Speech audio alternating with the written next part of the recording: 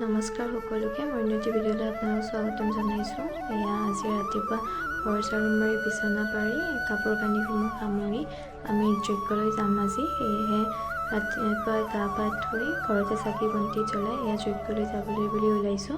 আমাৰ লগত কথা পাতি মই ওলাই আছোঁ।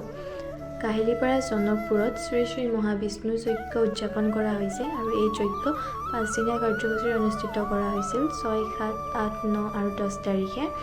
এয়া আমি যজ্ঞলৈ ওলাইছোঁ। যিহেতু আমাৰ ঘৰৰ একেবাৰে ওচৰত সেয়েহে আমি খোজকাঢ়ি গোটেইখিনি যাম। যজ্ঞখন খুব সুন্দৰকৈ অনুষ্ঠিত কৰিছে। এয়া ৰাস্তাত লাইটিং দিছে।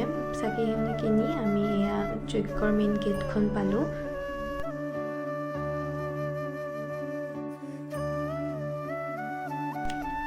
আৰু ভিতৰলৈ আহি দেখিলোঁ এইটো খুব সুন্দৰকৈ এটা চেলফি পইণ্ট বনাইছে। খুবেই সুন্দৰকৈ গোটেইখিনি সজাই পৰাই তুলিছে।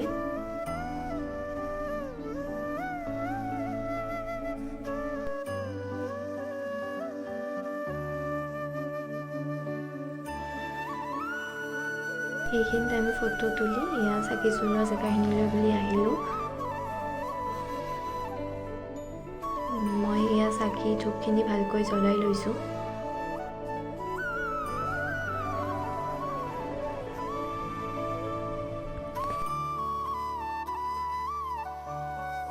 চাকি কেগছি লগাই দি এয়া ফুট আৰু নিৰ্মালি ল'বলৈ বুলি আহিলোঁ। অলপ দেৰিকৈ এইখিনি জেগাতে হোম যজ্ঞখিনি কৰা হ'ব। নিৰ্মালিখিনি লৈ আমি অলপ দেৰি তাতে বহিলোঁ। যিহেতু আমি ৰাতিপুৱাৰ ভাগতে গৈছিলোঁ, এইখিনি টাইমত সেইকাৰণে মানুহৰ ইমান এটা ভিৰ হোৱা নাছিলে। দুপৰীয়াৰ টাইমত হ'ব চাগে।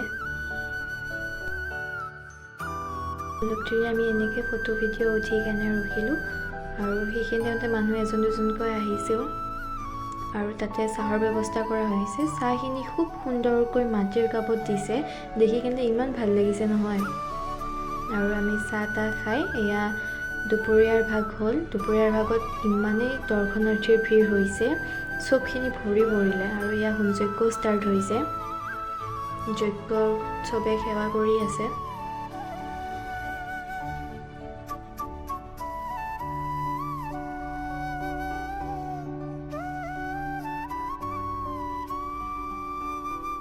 আৰু এয়া যজ্ঞৰ হোমৰ ফুট চবকে দিছে আৰু এয়া নিৰ্মালি দিয়াৰ পিছত এয়া প্ৰসাদ বিতৰণ কৰিলে। প্ৰসাদ খাই এয়া আমি ভোগ খাবলৈ বুলি গ'লোঁ।